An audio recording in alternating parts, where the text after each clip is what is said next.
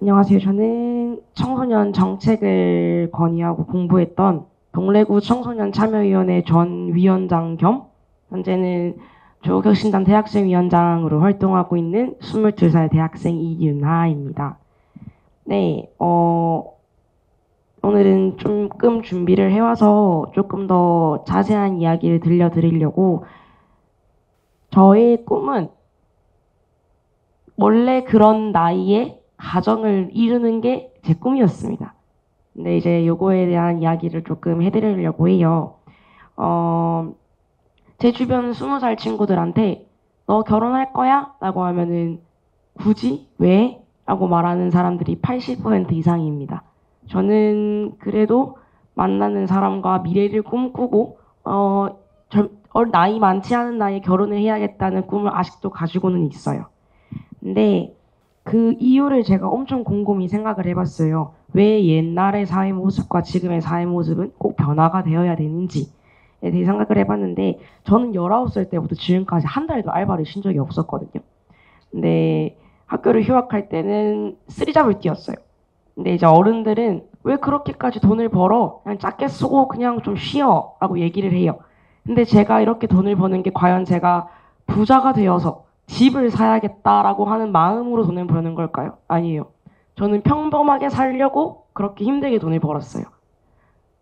얻을 수 있는 공간이 있는 침대와 너무 힘들면 배달시켜 먹을 수 있는 음식, 그리고 옷을 기워 입지 않아도 되는 그 정도의 생활력을 갖추기 위해서 쓰리잡을 뛰었고요.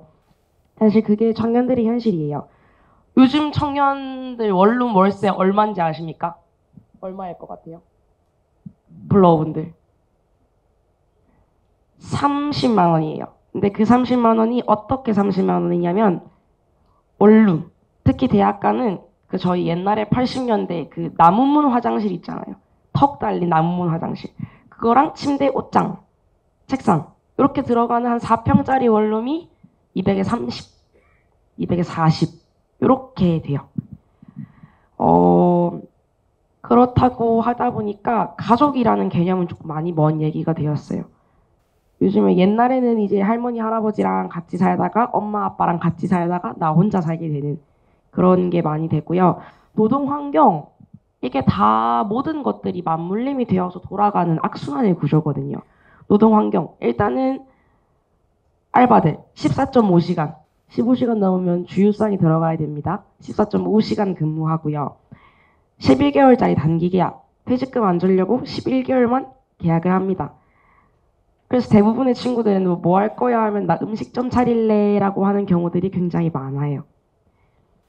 자, 그렇게 아끼고 참고 모아서 좋게 전세를 구했어요. 제가 좋아하는 유튜버가 1년 동안 활동을 안 하더라고요. 올라오는데 전세 사기 당했습니다. 하는 내용으로 영상을 올리더라고요. 전세 사기 당해서 극단적 선택하는 사람들 굉장히 많습니다. 20대에 몇 년을 다 부어서 겨우겨우 몇 천만 원 모아서 집을 구했는데 그 집 몇 천만 원이 날아간 상황이 되는 거죠. 그런 사회 문제들은 청년을 안 칩니다. 깔아앉혀요. 길 가던 사람을 붙잡고 주저앉힙니다. 아니면 진짜 이제 삶을 포기하게 되는 그런 현실이 되고 또 이제 기회의 격차라는 말도 있어요. 저희는 출발선이 다르다는 걸 너무나 잘 알고 있어요. 누구는 입학 선물로 엄마 입학 선물로 차 사줬어. 나는 엄마가 입학 선물로 뭐 백 하나 해줬어. 근데 나는 생활비 벌어야 되니까 잠깐 휴학하자. 생활비 벌어야 될거 휴학하자. 이렇게 되는 거예요. 근데 우리에게는 SNS가 있잖아요.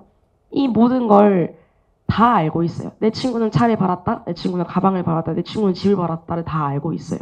근데 보다 보면 비교를 안 하고 싶어도 비교가 될 수밖에 없어요. 내가 작아지는 기분? 그런 기분을 지금의 20대들은 다 가지고 있는 거예요. 그렇다 보니 늦은 졸업은 늦은 취업을 부르고 가정 구성을 포기하는 그런 상태가 되기도 하거든요. 제가 30대, 40대가 되어도 지금의 앞에 앉아 계신 분들처럼 살 수는 조금 어려울 것 같아요. 지금의 청년들은 시작이 어려운 세대고 마음적으로가 아니라 정말 한 발 내딛는 게 너무너무 어려운 상황이에요.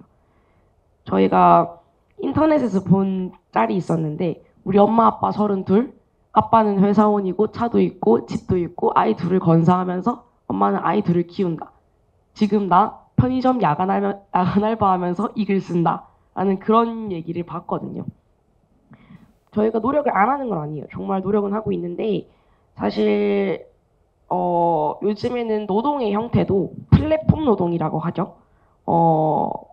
배민, 상하차 이런 것들 아니면 어플을 이용한 노동들 그런 노동들은 돈은 벌 수 있어요. 근데 안정적이지가 않아요. 4대 보험이고 이런 것도 아무것도 없으니까 노동자 안에 바운더리 들어가지 못하고 혹시나 일이 생겼을 때도 보호를 받지 못하는 상황이 생기는 거예요. 그런 너무너무 불안정한 요소가 저희가 지금 살아가는 20대 청년들에게는 너무 천지에 깔려 있어요.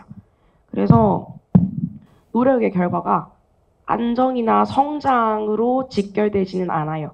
그래서 노력은 배신하지 않는다라는 얘기를 저희는 조금 믿기가 어려운 세대가 되었어요. 그래서 포기하고 무너지는 사람이 많은 거죠.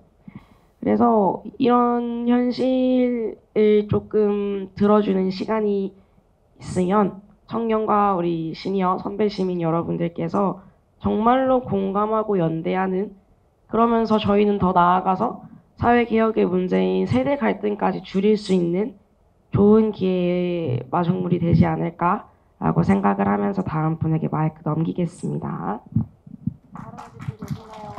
일자리가 없다.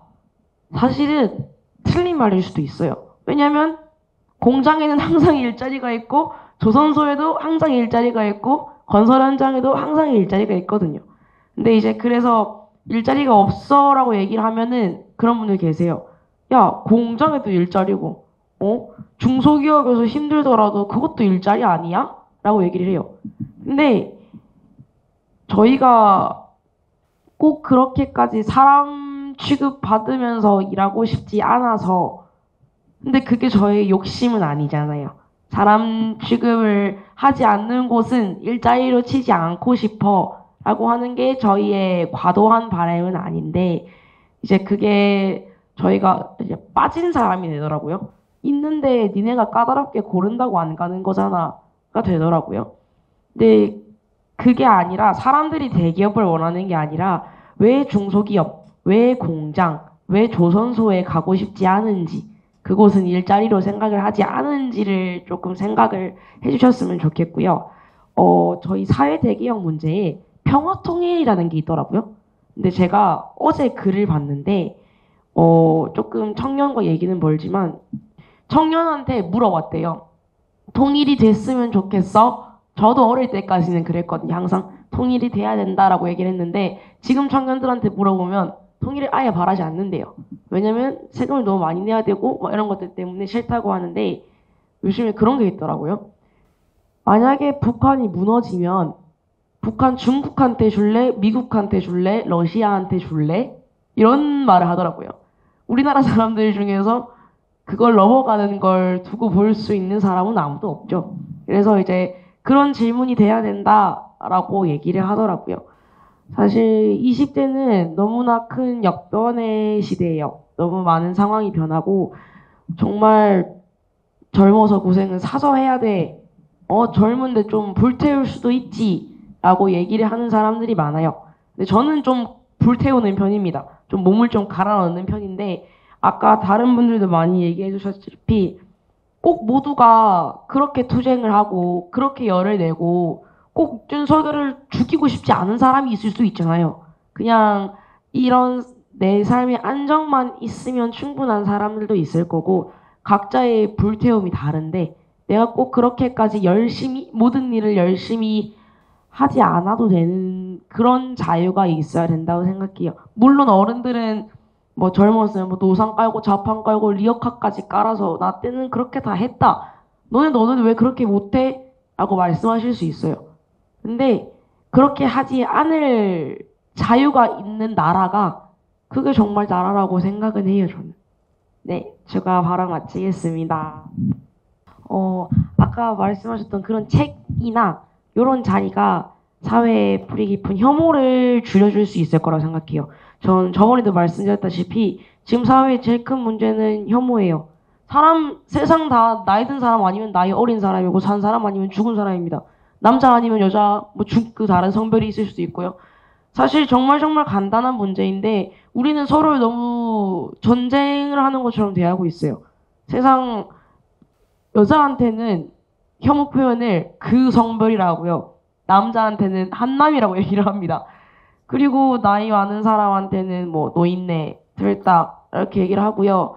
이런 표현들이 사실 우리는 같이 살아가는 사람이지 우리가 북한이랑 남한의 관계가 아니잖아요. 근데 서로는 너무너무 이분법적으로 얘기를 해서 남자 아니면 여자 이렇게 남자 아니면 여자라는 이 둘이가 싸우는 게 말이 안 된다고 생각하거든요. 인구의 절반이잖아요. 인구의 절반. 나이 많은 사람도 뭐 3분의 2, 3분의 1 너무너무 큰 사회의 주체들이 왜 스스로 내전을 하는가? 왜 내전을 하는가? 우리의 주적은 남자가 아니고 우리의 주적 여자가 아니고 우리의 주적은 나이 많은 사람들이 아닌데 근데 인터넷상에서 보면 너무너무 그렇게 날이 선 사람들이 너무 많아요. 근데 요거를 잡고 넘어가야 돼요. 무조건. 잡고 넘어가야 돼요.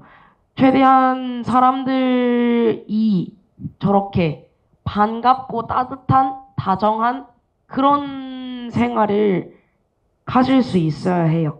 현실에서든 어디에서든 옆집에 사는 아저씨를 의심하지 않고 위에 윗집에 사는 애기 엄마를 싫어하지 않고 그냥 안녕하세요 반갑습니다 라고 말할 수 있는 세상이 다시 와야 돼요. 저 어릴 때는 그랬거든요. 옆집 이모랑 잘 지냈어요. 밥도 먹고. 근데 사실은 지금은 문 열기가 좀 무서워요. 문 열 때 옆 사람 있으면 문 닫아요.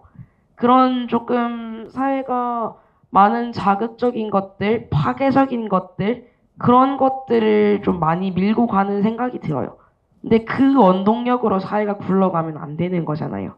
네, 그래서 이런 자리로 모든 종족, 모든 성별, 모든 나이대의 사람들이 화합을 이루는 거, 혐오를 가라앉히는 거, 그런 거에 기회가 됐으면 좋겠습니다. 광장에 대해 얘기를 하기 전에 공감버스 저는 이제 1차 기획단을 활동을 했었는데 그때 이제 많은 얘기와 이제 공감버스에 대한 이제 예의로 오갈 때 정대현 총장님께 그냥 제가 아, 저 놀게 해주세요. 놀고 올 테니까 그냥 돈만 대주세요. 라고 얘기를 했었어요. 혹시 기억하세요? 사실 광장에 나선 20, 30대 여성들 또 모델 포함해서 젊은 층의 세대는 그거였어요. 아, 일상을 좀 찾고 싶어. 더 이상 뉴스에 너무 힘든 얘기, 머리 아픈 얘기가 나오지 않았으면 좋겠고, 더 이상 이렇게 뭔가 뉴스만 봐도 부끄러운 그런 얘기들을 더 이상은 보고 싶지 않아. 그리고 더 이상 너무너무 충격적인 말을 하는 그런 말들을 뉴스에서 더 이상 보고 싶지 않아서 나는 저 사람이 아닌 다른 선택을 하고 싶어. 나는 사람들이 조금 대다수였던 것 같아요. 사실 뭐 검찰개혁 뭐 누가 뇌물을 먹고 하는 건 다 너무 저한테는 솔직히 어려운 얘기였어요. 뉴스를 360을 보고 있는 사람도 아니니까 뭐 어떤 의원은 어떤 얘기를 했다 뭐 이렇게 하는데 그건 모르겠고 그냥 일상 시끄럽지 않고 속 시끄럽지 않을 권리 그게 찾고 싶었던 것 같아요. 정말 단순한 이유였어요.